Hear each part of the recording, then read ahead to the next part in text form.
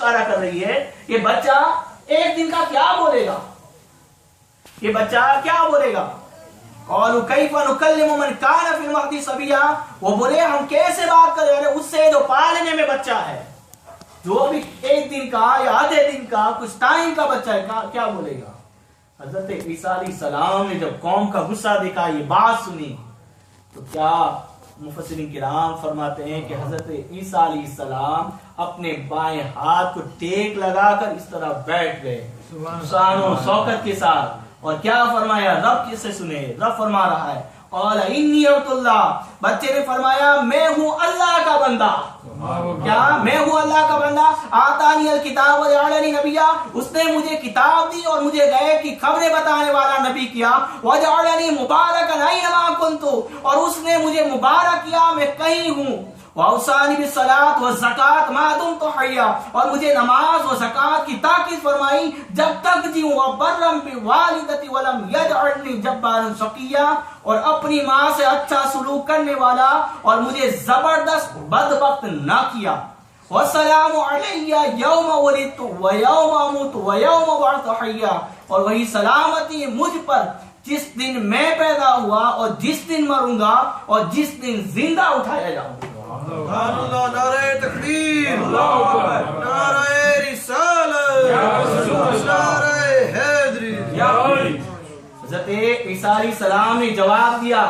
اب میں آپ کو بتاؤں، بات یہ تھی کہ ماں کی پاکی بیان کرنا، مگر حضرت عیسیٰ علیہ السلام رب کی طرف سے بتا رہے ہیں، کیا جواب دے رہے کہ میں اللہ کا بندہ ہوں۔ حضرت عیسیٰ سے یہ پوچھا گیا تھا کہ کیا جواب تھا کہ تو حلال کا یا حرام کا، جواب یہ تھا، مگر حضرت عیسیٰ علیہ السلام پر قربان جاؤ، ارے اپنی ماں کی پاکی سے پہلے انہوں نے اپنے رب کی پاکی بیان فرما دی اور بتا دیا لوگوں، ارے جس رب نے مجھے بغیر باپ کے پیدا کیا ہے، ارے یہ مت سمجھنا میری پیدائش کے ذریعے کہ میرا باپ رب ہے، کیا میرا باپ رب نہیں، میری ماں مریم ہے، اور رب نے مجھے بغیر باپ کے پیدا فرمایا۔ وہ اعتراض ہونے والا تھا، لوگ گمراہ ہونے والے تھے، ارے ماں سے پہلے ماں کا ڈیفینس کرنے سے پہلے حضرت عیسیٰ علیہ السلام نے اپنے رب کی پاکی بیان فرمائی، اور آگے کیا فرمایا؟ آتانی الکتاب وجعلنی نبیا، اس نے مجھے کتاب دی اور مجھے غیب کی خبریں بتانے والا نبی کیا۔ اب یہ جملہ جو ہے وہ یہ بتا رہا ہے کہ جو نبی ہوگا جس پر کتاب نازل ہوگی، ارے وہ نبی، وہ شخص کبھی بد کردار حرامی نہیں ہو سکتا۔ کیا یہ جو بات ہے اس سے کیا پتا چلا اس جملے سے کہ اللہ سبحانہ و تعالیٰ کسی بدکار کو، کسی حرامی کو، کسی کافر کو، کسی مشرک کو، کیا کسی کافرہ کے ذریعے نبی نہیں بناتا۔ ارے اس لیے بتا دیا کہ لوگوں جس شرف سے مجھے نوازا ہے، ہمیشہ انبیاء پاک بطنوں سے پیدا ہوا کرتے ہیں، پاک بطنوں سے پیدا ہوا کرتے ہیں، اور اللہ کا قسم جتنے بھی انبیاء کرام علیہ السلام اس دنیا میں تشریف لائے، تمام کے والدین، ماں باپ، پوری نسل تک حضرت آدم علیہ السلام تک تمام کے والدین مسلمان ہی ہوا کرتے ہیں۔ حضور فرماتے ہیں کہ میں اس دنیا میں پیدا ہوا، حضرت آدم علیہ السلام سے مجھ تک میں پاک بطن سے ہوتا ہوا اس دنیا میں آیا۔ پر انبیاء کرام علیہ السلام کی شان ہے، اللہ کافروں کے بطن سے کیا ان لوگوں کے نسب کو نہیں چلا تھا، تو کیا فرمایا؟ آتانی الکتاب وجعلنی نبیا، اس نے مجھے کتاب دی اور مجھے غیب کی خبریں بتانے والا، وجعلنی مبارکا اینما کنت، اور اس نے مجھے مبارک کیا میں کہیں ہوں، اور مجھے نماز و زکات کی تاکید فرمائی جب تک جیوں، اور اپنی ماں سے اچھا سلوک کرنے والا، اور مجھے زبردست بدبخت نہ کیا۔ اور آگے اللہ سبحانہ و تعالیٰ نے فرمایا ذالک عیسی ابن مریم، یہ ہے عیسیٰ مریم کا بیٹا، قول الحق الذی فیہ یمترون، سچی بات جس میں شک کرتے ہیں۔ کیا جو ہم بیان کر رہے ہیں یہ حضرت عیسیٰ علیہ السلام کی حقیقت ہے، ان کی پیدائش کا یہ عالم ہے۔ ما کان للہ یتخذ من ولد سبحانہ اذا قضى امرا فانما یقول له کن فیکون، اللہ کو لائق نہیں کہ کسی کو اپنا بچہ ٹھہرائے۔ اب رب اپنی پاکی بیان فرما رہا ہے، پاکی اس کو جب کسی کام کا حکم فرماتا ہے تو یوں ہی کہ اسے فرماتا ہے ہو جا، وہ فوراً ہو جاتا ہے۔ وَإِنَّ اللَّهَ رَبِّي وَرَبُّكُمْ فَاعْبُدُوهُ، ھذا صراط مستقیم. اور عیسیٰ علیہ السلام نے کہا بے شک اللہ رب ہے میرا اور تمہارا، تو اس کی بندگی، تو تم اس کی عبادت کرو، اس کی بندگی کرو، یہ راہ سیدھی ہے. کیا یہ راہ سیدھی؟ اللہ تمہارا رب ہے، اس کی عبادت کرو. فاختلف الاحزاب من بینہم. کیا ہوا پھر آگے؟ پھر جماعتیں آپس میں مختلف ہو گئی. کیا ہوئی؟ فویل للذین کفروا من مشہد یوم عظیم. تو خرابی ہے کافروں کے لیے ایک بڑے دن کی حاضری سے. اسمع بہ وابصر یوم یأتوننا لیکن الظالمون اليوم فی ضلال مبین. کتنا سنیں گے اور کتنا دیکھیں گے جس دن ہمارے پاس حاضر ہوں گے، آج ظالم کھلی گمراہی میں ہے. اب کیا ہوا؟ جب حضرت عیسیٰ علیہ السلام کو بغیر باپ کے پیدا ہوتے دیکھا تو معاذ اللہ کئی لوگ گمراہ ہو گئے اور 3 فرقوں میں بٹ گئے. ایک فرقے کا نام یعقوبیہ تھا اور ایک فرقے کا نام نستوریہ تھا، ایک فرقے کا نام ملکانیہ تھا. اب تینوں کا عقیدہ سنیے. یعقوبیہ کا یہ کہنا تھا، یعقوبیہ جو فرقہ تھا وہ یہ کہتا تھا کہ وہ اللہ ہے، زمین پر آیا تھا پھر آسمان پر چڑھ گیا. معاذ اللہ حضرت عیسیٰ علیہ السلام کو آسمان پر اٹھا لگایا تو اسے کیا مراد لیا؟ وہ اللہ تھا، زمین پر آیا تھا اور کچھ ٹائم کے بعد، کچھ سال کے بعد آسمان پر واپس چلا گیا. نستوریہ کا سنیے کہ ان کا قول ہے کہ وہ خدا کا بیٹا ہے. ارے جب تک چاہا اسے زمین پر رکھا پھر اٹھا لیا. معاذ اللہ کیا انہوں نے ایسے گفتگو کی کہ جب تک چاہا اپنے بیٹے کو معاذ اللہ دنیا میں رکھا پھر اٹھا لیا. اور تیسرا فرقہ یہ کہتا تھا کون؟ ملکانیہ، کہ وہ اللہ کے بندے ہیں، مخلوق ہیں، نبی ہے. یہ فرقہ مومن تھا. وہ اللہ کے بندے ہیں، نبی ہے اور مومن تھے. یہ کیا ہے؟ یہ فرقہ جو تھا وہ کیا؟ مومن تھا اور یہ فرقہ حق پر تھا. ارے جب حضرت جعفر ابن طیار رضی اللہ تعالیٰ عنہ اور آپ کے ساتھی مکہ معظمہ سے حبشہ کے لیے ہجرت فرما کر گئے، جب حبشہ میں پہنچے وہاں نجاشی بادشاہ تھا. وہ نجاشی بادشاہ عیسائی مذہب کو اختیار کیے ہوئے تھا. جب وہاں پہنچے کفار مشرکین ہدیہ و تحائف اس بادشاہ کی بارگاہ میں لے کر گئے اور کہا کہ بادشاہ یہ تحائف قبول کر لو، اور جو آپ کے یہاں مکہ معظمہ سے کچھ لوگ آئے ہوئے ہیں انہیں ہمارے حوالے کر دو. 40-50 پہ کچھ آئے ہوئے ہیں، وہ ہمارے لوگ ہیں. تو حضرت جعفر ابن طیار رضی اللہ تعالیٰ عنہ اور جو دوسرے ساتھی تھے انہیں بلایا گیا. بولے کیا وجہ ہے؟ کیا وجہ ہے کہ تم مکہ چھوڑ کر تم ہماری روئے زمین پر، ہماری اس کنٹری میں امان پائے ہو؟ کیا وجہ ہے؟ کہا اے بادشاہ سن، ہم دین اسلام پر ایمان لائے ہیں، ہمیں نبی آخر الزمان پر ایمان لائے ہیں، ہم حضرت محمد صلی اللہ علیہ وسلم پر ایمان لائے ہیں. ارے جب ہم ایمان لائے ہمیں یہ حق تھا کہ ہم اس پر ایمان لاتے جس پر محمد عربی بلا رہے ہیں. ہمارے حق تھا، ہم ایمان لائے. مگر جب ہم ایمان لائے ہم عبادتیں کرتے ہیں. یہ ظالم جو ہے، یہ مکہ کے کفار مشرکین جو ہے وہ ہمیں تانا دیتے، ہم پر ظلم کیا کرتے، ہم ان کے ظلم سے تنگ آ گئے تو تمہاری کنٹری میں آ کے امان لیے ہوئے. تو جب اسے کہا کہ جو ابو سفیان تھے یا کوئی اور تھا تو بادشاہ نے کہا کہ تم ایسا کرتے ہو، کیوں کرتے ہو؟ بولے تم ظلم کرتے ہو، اس وجہ سے میں ان لوگوں کو تمہارے حوالے نہیں کروں گا. جب ان سے دیکھا کہ نا امید ہو گئے، نجاشی بادشاہ نے کہا جو تحائف لے کر آئے لے جاؤ اپنی کنٹری میں واپس، مجھے اس کی کوئی ضرورت نہیں. عیسائی تھا. اب جب دیکھا کہ تمام باتیں کیا ان کی بند ہو گئی، کوئی بات نہیں چلی، تو وہ کفار مشرکین کا جو وفد آیا تھا ان کے نمائندے نے کہا کہ نجاشی بادشاہ، ارے جس عیسیٰ کو تم مانتے ہو یہ مسلمان اس کے خلاف بری بات کہتے ہیں، کیا ان کا عقیدہ ایسا نہیں جیسا تمہارا ہے؟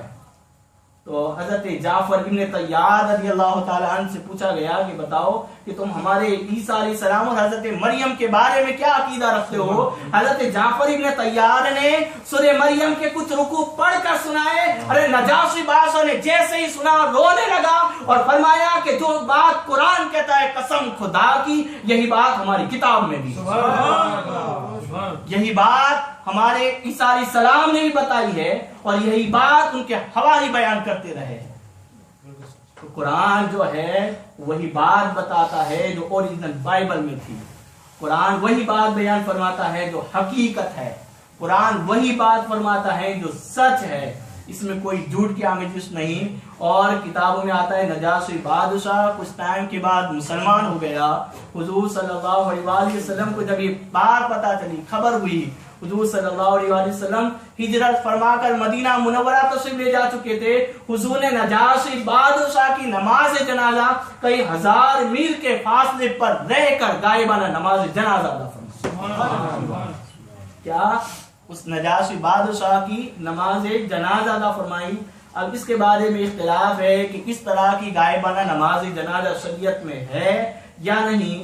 ہمارا امام اعظم جو ہے ان کے مسلک میں غائبانہ نماز کی کوئی اصل نہیں، اور آج ہم میں سے کسی کو یہ الاؤ نہیں کہ کسی کا کوئی رشتہ دار انڈیا پاکستان میں فوت ہو جائے اور اس کے لیے ہم نماز جنازہ غائبانہ ہم کینیڈا میں رہ کر ادا کریں. یہ ہمارے مسلک میں نہیں ہے. جو لوگ دوسرے مسلک والے کرتے، مگر ہمارے امام اعظم ابو حنیفہ نے اس کے بارے میں صاف بیان فرمایا ہے، اور یہی طریقہ ہے اور اسی پر تمام حنفیوں کا عمل ہے. تو یہ حضرت عیسیٰ علیہ السلام کا واقعہ یہاں مکمل ہوا. اس کے بعد قرآن پاک میں مختصر بیان حضرت ابراہیم علیہ السلام کا ہے، اس کے بعد حضرت اسماعیل علیہ السلام کا ہے، اس کے بعد حضرت ادریس علیہ السلام کا ہے.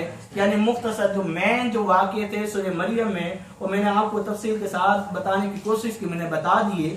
اور اس کے بعد جو ہے اللہ سبحانہ و تعالیٰ نے جو کفار و مشرکین کے لیے وعید فرمائی اور جو انہیں ڈانٹا اور ان کے لیے پھٹکار کی جو باتیں ہیں کہ کل قیامت کے دن ظالموں کا کیا انجام ہوگا، ان کا کیا حشر ہوگا، ان کے بارے میں ذکر فرمایا. اور اس میں یہ بھی بتایا کہ اللہ سبحانہ و تعالی ایمان والوں کو کیا اجر دے گا. کیا ایک بات یاد ہے کہ قرآن آپ جب بھی پڑھیں گے یہ بات مسلم ہے، آپ کو ہر جگہ ملے گی جہاں رب عذاب کا، جہنم کا ذکر فرماتا ہے، جہاں اپنے قہار و جبار کی صفت کا ذکر فرماتا ہے، وہیں پر آگے ایمان والوں کو لیے خوشخبری کی بھی بیان فرماتا ہے. یہ رب کا کیا ہے طریقہ ہے اور اپنے بندوں کو اپنی طرف بلانے کا، کہ اللہ سبحانہ و تعالیٰ جو نیک ہے ان کے فرما رہا ہے کہ لوگوں کیا میری طرف آؤ، جب میری عبادت کرو، جب تم کرو گے تو تمہیں کیا اجر عظیم ملے گا. اور وہ کیا ہوگا اجر عظیم؟ یہ ہے کہ اللہ سبحانہ و تعالیٰ تمہیں جنت الفردوس عطا کرے گا. اور ہم مختصر سن لے کہ جو کفار و مشرکین کے لیے جو وعید ہے، وَيَقُولُ الْإِنسَانُ وَإِذَا مَا مِتُّ لَسَوْفَ أُخْرَجُ حَيًّا، اور آدمی کہتا ہے کہ جب میں مر جاؤں گا تو ضرور ان قریب جلا کر نکالا جاؤں گا. أَوَلَا يَذْكُرُ الْإِنسَانُ أَنَّا خَلَقْنَاهُ مِن قَبْلُ وَلَمْ يَكُ شَيْئًا، اور کیا آدمی کو یاد نہیں کہ ہم نے اس سے پہلے اسے بنایا اور وہ کچھ نہ تھا. ایک شخص کفار مشرکین میں سے ایک شخص ہڈی لے کر آیا قبرستان سے کہیں سے، کہا کہ مسلمانوں کے نبی یہ بات کہتے ہیں کہ ہم ایسی ہڈی ہو جائیں گے اور ان کا رب ہمیں اس ہڈی سے پیدا فرمائے گا. تو رب کا ان لوگوں سے خطاب ہے، ارے تم تو ہڈی کے ذریعے کی بات کرے ہو، اس وقت بھی تمہارے رب نے تمہیں پیدا فرمایا کہ جب تم یہ ہڈی بھی نہ تھے. کیا تم یہ ہڈی بھی نہ تھے؟ اور حضور نے فرمایا لوگوں سنو، حدیث کریمہ میں ہے کہ ریڑھ کی جو ہڈی ہے نا، ریڑھ کی وہ ہڈی ہے، حضور فرماتے ہیں یہ ایسی ہڈی ہے کیا نہ اسے آگ جلا سکتی ہے، نہ اسے مٹی کھا سکتی ہے، نہ دنیا کی کوئی چیز اسے تباہ کر سکتی ہے. یہ اتنی چھوٹی سی ہڈی ہے کیا کہ جو دوربین ایسی باریک سے باریک ٹیکنالوجی کے ذریعے بھی نہیں دیکھی جا سکتی. اتنی چھوٹی سی چیزیں حضور فرماتے ہیں اس کے ذریعے اللہ سبحانہ و تعالیٰ کل قیامت کے دن تمام لوگوں کو زندہ فرمائے گا. اس ریڑھ کی ہڈی کے ذریعے زندہ فرمائے گا. اور سائنس نے تحقیق کی کہ ہاں انسان کی باڈی ہے، پوری باڈی کو تو ختم کیا جا سکتا ہے، مگر وہ ریڑھ کی ہڈی جو باریک سے باریک ہے اسے دنیا کی کوئی طاقت ختم نہیں کر سکتی. تو اللہ سبحانہ و تعالیٰ کل قیامت کے دن اس ریڑھ کی ہڈی کے ذریعے تمام لوگوں کے بارے میں حکم دے گا کہ ہو جا کن فیکن، تو ہو جائے گا. اور آگے اللہ سبحانہ و تعالیٰ ایک آیت کریمہ فرماتا ہے کیا الم تر انا ارسلنا الشیاطین علی الکافرین تعظم عزا، کیا تم نے نہ دیکھا کہ ہم نے کافروں پر شیطان بھیجے کہ وہ انہیں خوب اچھالتے ہیں. فلا تعجل علیہم انما نعد لهم عدا، تو تم ان پر جلدی نہ کرو، ہم تو ان کی گنتی پوری کرتے ہیں. انما نعد لهم عدا، مفسرین کرام فرماتے ہیں، حضرت امام غزالی فرماتے ہیں اس سے مراد سانس ہے. کیا اس سے مراد سانس ہے جو ہم لیا کرتے ہیں. حضرت امام حسن بصری فرماتے ہیں لوگوں یہ سانس کی مالا جو ہے نا جب تک چل رہی ہے ارے اس عالم میں اس لمحات میں رب کی عبادت کر لو. جب یہ بند ہو جائے گی تو کچھ نہ کر سکو گے. ارے یہ جو سانس ہے بڑی نعمت ہے. ارے جس کو استعمال کر کے رب کی عبادت کر کے ذکر و اذکار کے ذریعے تم اپنے رب کو راضی کر سکتے ہو. کیا ارے جب یہ بند ہو جائے گی اس کے بعد کوئی عمل خیر نہ کر سکو گی. اور فرما رہے یوم نحشر المتقین الی الرحمن وفدا. جس دن ہم پرہیزگاروں کو رحمان کی طرف لے جائیں گے مہمان بنا کر. حضرت علی فرماتے ہیں کہ قیامت کے دن مومنین صالحین اولیاء نیک لوگ گھوڑے سوار اپنی قبروں سے نکلیں گے اور اس سواری کے ساتھ اس شان و شوکت کے ساتھ رب ذوالجلال کی بارگاہ میں حاضر ہوں گے. یہ سچے مومنین جو ہے رب پر صحیح معنوں میں ایمان لائے جو اچھے اعمال کرتے ہیں ان کے لیے ہے. وَنَسُوقُ الْمُجْرِمِينَ إِلَىٰ جَهَنَّمَ وِرْدًا. اور مجرموں کا سنو اور مجرموں کو جہنم کی طرف ہانکیں گے پیاسے بھاگو اس طرف جہنم کی طرف ان کو ہانکا جائے گا انہیں مارا جائے گا. وہ نہیں چاہیں گے وہ تو ڈر جائیں گے کہ کیا ہو گیا ہمارے ساتھ. پھر اس نے انہیں مار کر گھسیٹ کر انہیں کیا جہنم کے دروازے کے پاس جہنم کے قریب پہنچائیں گے. اور کیا ہوگا لا یملکون الشفاعۃ الا من اتخذ عند الرحمن عہدا. لوگ شفاعت کے مالک نہیں مگر وہی جنہوں نے رحمان کے پاس قرار رکھا ہے. کنہوں نے قرار رکھا ہے؟ ارے جو ایمان لائے. کیا جو ایمان لائے ان کے لیے قرار ہے کہ اللہ ان کے لیے کسی نبی کی کسی ولی کی کسی صحابی کی شفاعت کو قبول فرمائے گا. کیا حضور صلی اللہ علیہ وسلم فرماتے ہیں جو شفاعت کی بات آ گئی نا تو میں اب بتا دوں یہ کیسے ہو سکتا ہے کہ سنی عالم ہو کر عاشق رسول ہو کر شفاعت کی بات آئے اور ہماری زبان خاموش رہے. کیا آپ سنیے حضور فرماتے ہیں حدیث کریمہ اور یہ جو حدیث میں بیان کر رہا ہوں صحیح بخاری و مسلم کی حدیث ہے یہ متفق علیہ دونوں میں ہے. حضور فرماتے ہیں کل قیامت کے دن مجھے مقام محمود عطا کیا جائے. سبحان اللہ. مجھے مقام محمود عطا کیا جائے گا. جب وہ مقام مجھے عطا ہوگا میں رب کی ایسی تسبیح ایسی تعریف ایسی حمد بیان کروں گا جس سے مجھ سے پہلے روئے زمین پر کسی نے نہ کی ہوگی. کسی مخلوق نے اس طرح کی تسبیح اس طرح کی حمد رب کی کسی نے بیان نہ کی ہوگی. میں اس طرح کی تسبیح بیان کروں گا. مقام محمود پر حضور فرماتے مجھے عطا ہوگا. کیا وہ مجھے عطا ہوگا اور میں اپنے رب کے حضور سجدے میں گروں گا. حضور فرماتے ہیں میں اپنے رب کے حضور سجدے میں گروں گا. ارے رب فرمائے گا محبوب کہ محمد سر کو اٹھائیے. ارفع رأسک اے محمد اپنے سر کو اٹھا. کیا اپنے سر کو اٹھا. اللہ سبحانہ و تعالیٰ اپنے محبوب سے فرمائے گا سر کو اٹھا اور مانگ. کیا مانگ آج تو مانگ میں تجھے عطا کروں گا. حضور فرماتے لوگوں سنو تمام انبیاء کرام کو ایک دعا عطا کی. ارے میں نے اپنی امت کے لیے کل قیامت کے دن کے لیے رکھی ہے. کیا وہ دعا جو ہے میں کل قیامت کے دن مقام محمود پر کھڑا ہو کر اپنے رب کے حضور اس دعا کو مانگوں گا اور اللہ میری اس دعا کو قبول فرمائے گا. حضور فرماتے ہیں کیا کہ میں دعا کروں گا مولا میری امت کو بخش دے. میری امت کو بخش دے. کیا میری امت کو بخش دے. اللہ سبحانہ و تعالی جب میں دعا کروں گا رب فرمائے گا محبوب جا اپنے امت سے اپنے گنہگار امتیوں کو جہنم سے نکال دے. کیا نکال دے. حضور فرماتے ہیں میں جہنم میں جاؤں گا میں جہنم کے پاس جاؤں گا اور جو میرے امتی ہے گنہگار گناہوں کے باعث جہنم میں گئے ہوں گے میں انہیں اپنے ہاتھوں سے پکڑ کر نکالوں گا. کیا اور انہیں جنت میں داخل کروں گا. اب دوسری حضور فرماتے ہیں آگے کہ پھر میں آؤں گا کہاں پہ مقام محمود پر آؤں گا اور پھر رب کے حضور تعریف کروں گا اور دعا کروں گا. رب فرمائے گا محبوب اب کیا باقی ہے. کیا اب کیا باقی ہے. حضور فرماتے مولا میرے گنہگار بڑے بڑے گنہگار جو ہے میری امت کے ایمان کے حالت میں دنیا سے گئے ہیں کیا تو انہیں بھی بخش دے. تو اللہ سبحانہ فرمائے گا جا محبوب انہیں بھی تو نکال دے. انہیں بھی تو نکال دے. हुजूर फरमाते हैं मैं वापस जाऊंगा फिर उन्हें निकालूंगा, क्या उन्हें फिर मैं निकालूंगा जहन्नम से। अब हुजूर सल्लल्लाहु अलैहि वसल्लम फरमाते हैं मैं वापस आऊंगा और फिर रब की तारीफ करूंगा, रब के हुजूर दुआ करूंगा, क्या कि मौला मेरी उम्मत को बख्श दे, उन्हें जहन्नम से निकाल दे।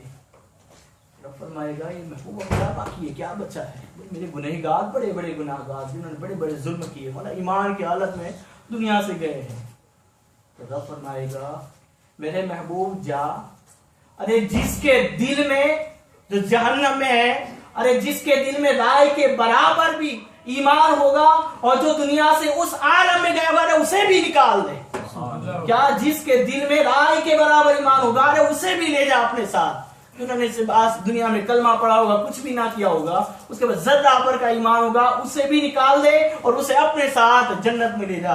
हुजूर फरमाते लोगों मैं अपने रब से उस वक्त तक राजी ना होऊंगा जब तक मेरा हर एक उम्मती जहन्नम से आजाद ना कर दिया जाए, जहन्नम से आजाद ना कर दिया जाए तब तक मैं अपने रब से राजी नहीं होऊंगा। अरे हुजूर फरमाते हैं, हुजूर तो अपने बारे में तो फरमाते ही जो औलिया है, जो अल्लाह के नेक बंदे हैं, अरे वो अपने रब के हुजूर ऐसे झगड़ा करेंगे, अरे जैसे तुम दुनिया में अपने हक के लिए झगड़ा नहीं करते। क्या दुनिया में अपने हक के लिए झगड़ा नहीं करते, उससे ज्यादा ये जो औलिया है, ये नेक बंदे हैं, क्या वो अल्लाह की बारगाह में झगड़ा करेंगे, क्या करेंगे, वो कहेंगे मौला उन लोगों को बख्श दे जिन्होंने दुनिया में हमसे मोहब्बत की थी, अरे उन लोगों को बख्श दे जिन्होंने हमारे साथ नमाज अदा की थी, अरे उन लोगों को बख्श दे जिन्होंने हमारे पीछे नमाज अदा की थी, अरे उन लोगों को बख्श दे जो हमसे मोहब्बत रखा करते।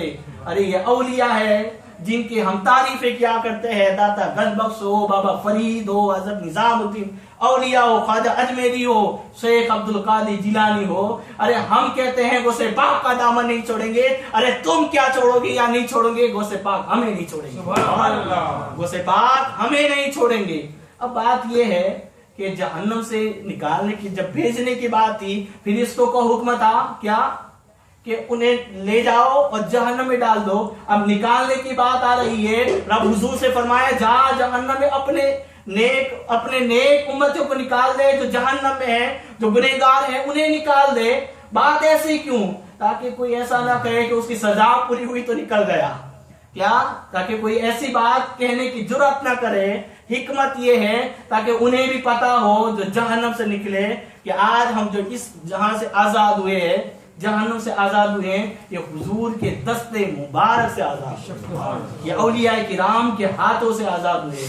अल्लाह की बारगाह में दुआ किया करो कि जो ईमान दिया है, क्या जो ईमान दिया है उसकी फिक्र किया करो, उसके लिए लगे रहो, नमाज अदा किया करो, दुरूद सलाम पढ़ा करो, ऐसी महफिल में बैठा करो, जिक्र अस्कार किया करो, अपने बच्चों के बारे में फिक्रमंद रहा करो कि वो किससे दोस्ती कर रहा है, वो किसके पास बैठता है, उसकी मजलिस क्या है, अपनी मजलिसों को अच्छा बनाओ। और उसके लिए हमारे लिए इस दौर में अपने ईमान की हिफाजत के लिए, अच्छी मजलिसों के लिए हमारी जरिया है वो दावत इस्लामी। क्या दावत इस्लामी के जो हमारे हफ्तावारी इज्तिमा होते हैं उसमें शिरकत क्या करे, अपने बच्चों को मुबल्लिगीन के साथ बैठाया करे, उनसे दोस्ती रखवाया करे। अरे इस दौर में इल्म दीन सीखना कहूँ तो इतना आसान हो गया है जिसकी कोई हद नहीं। क्या अपने घरों में मदनी चैनल लगा दे और अपने बच्चों को दूसरी चैनल दिखाने के बजाय मदनी चैनल देखने का आदी बनाए। अरे बचपन से उनके अंदर ये आदत बनाए कि वो मदनी चैनल देखा करे। अरे जो बच्चों की आदत होती है खेल की, तो आप जब बचपन में कोशिश करेंगे तो इंशाल्लाह वो मदनी चैनल देखते देखते जब बड़े होंगे तो इंशाल्लाह उनकी आदत भी यही रहेगी कि वो मदनी चैनल को पेश करेंगे। तो मैं दुनिया में कोई ऐसी चैनल नहीं जिसके बारे में मैं गारंटी के साथ कहूँ कि उसको देखा करो, मगर मैं मदनी चैनल के हवाले से कहा करता हूँ। और मैं अगर मुझे कोई पूछे कि आपको कोई चैनल पसंद है तो मैं तो यही कहता हूँ अगर कोई चैनल पसंद है और देखना चाहिए तो मदनी चैनल देखना चाहिए। और अल्हम्दुलिल्लाह मैं भी इसको अक्सर देखा करता हूँ और मैंने बहुत कुछ, एक आलिम होकर भी बहुत कुछ मैंने अपने मदनी चैनल से सीखा है। تو اب اس کے آپ دیکھیں اور اس کے لیے جو ڈونیشن ہے ہم بھی کوشش کیا کریں ہم سے جتنا بھی ہو سکے ہم اس کے لیے ڈونیشن دیا کریں اور ہم دعوت اسلامی کے مبلغ بن جائے اپنے گھر میں درس و بیان کریں انشاءاللہ ہم اپنے اس سینٹر کو آباد کریں جب بھی اجتماع ہو ایسے محفل ہو ضرور شرکت کیا کرے اور اپنے بچوں کو اجتماع میں آنے کا پابند ہونے کا اور اس میں شرکت کرنے کا عادی بنایا کرے جہاں پر ہمارے اور بھی کام ہوا کرتے ہم ایک کام یہ بھی بڑھا لیں کہ 2 گھنٹے ہر سنڈے کو اپنے اس دعوت اسلامی کو یعنی اس میں اجتماع میں آ کر ہمارے جو قیمتی 2 گھنٹے ہیں وہ دیا کریں گے انشاءاللہ اللہ سبحانہ و تعالی ہم سب کو قرآن پاک کی برکتوں سے مالا مال فرمائے اور ہمارے جتنے بھی اسلام بھائیوں نے درس قرآن کے لیے جس طرح بھی تعاون کیا ہے نیاز وغیرہ کا اہتمام فرمائے اللہ سبحانہ و تعالی تمام کی کاوشوں کو اپنی بارگاہ میں قبول فرمائے اور اللہ سبحانہ و تعالی ہم سب کو دنیا و آخرت میں اجر عظیم عطا فرمائے اور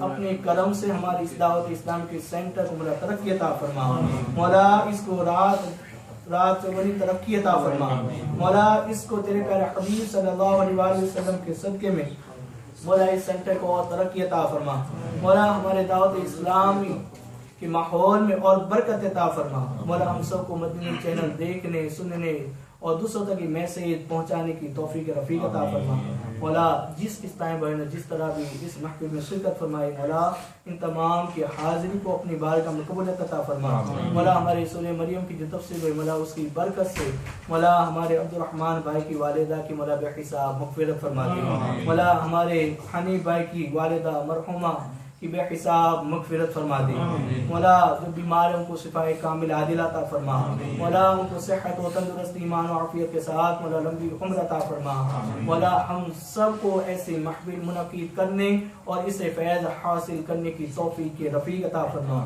ہمارے بچوں کو ترقی عطا فرما ان کے دین و ایمان کی مولا حفاظت فرما ہمارے ایمان کی حفاظت فرما ہمارے اعمال کی حفاظت فرما ان اللہ و ملائکتہ یصلون علی النبی یا ایھا الذین آمنوا صلوا علیہ وسلموا تسلیما صلی اللہ علی محمد صلی اللہ علیہ وسلم سبحان ربک رب العزۃ عما یصفون وسلام علی المرسلین والحمد للہ